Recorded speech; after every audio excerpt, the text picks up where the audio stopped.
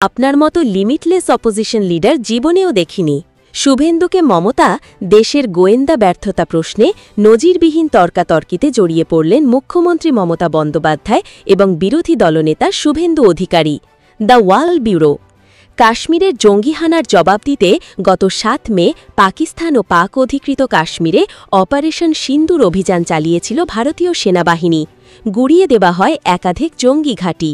ভারতীয় সেনাবাহিনীর ওই সাফল্যকে কুর্নিশ জানাতে এদিন পশ্চিমবঙ্গ বিধানসভায় প্রস্তাব এনেছিল শাসক দল।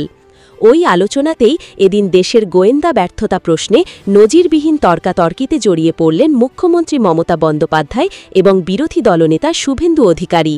পরিস্থিতি এতটাই উত্তপ্ত আকার নেয় যে একসময় বিরোধী দলনেতার উদ্দেশ্যে ক্ষুব্ধ মুখ্যমন্ত্রীকে বলতে শোনা যায়, আপনার মতো লিমিটলেস অপোজিশন লিডার জীবনেও দেখিনি।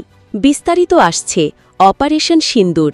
বিজেপি ও মোদী সরকারের দুর্বলতম স্থানে স্ট্রাইক মমতার। বিজেপি ও মোদী সরকারের দুর্বলতম স্থানে স্ট্রাইক মমতার।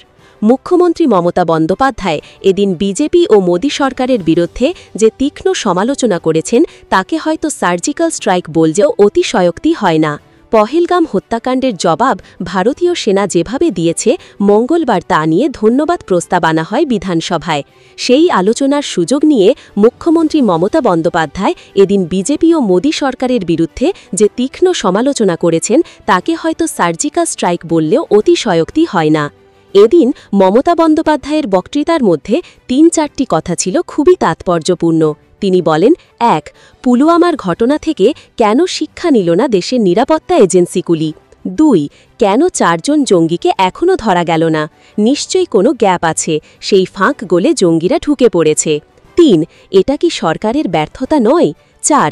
এটাই তো বড় সুযোগ ছিল পাক অধিকৃত কাশ্মীর দখল করে নেওয়ার, পারল না কেন?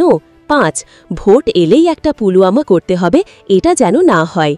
এখন প্রশ্ন হল, মমতার এই প্রশ্নমালাকে কেন সার্জিক্যাল স্ট্রাইকের সঙ্গে তুলনা করা যায়? তার কারণ পরিষ্কার। মমতা বন্দ্যোপাধ্যায়